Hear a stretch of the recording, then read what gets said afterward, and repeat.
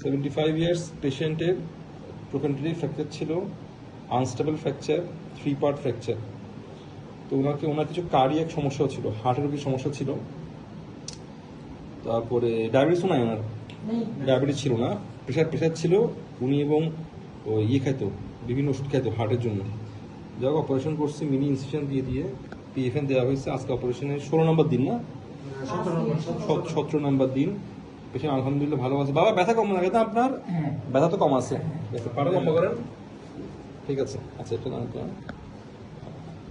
ঠিক আছে। আপনার হাঁটা 3 মাস নিষেধ।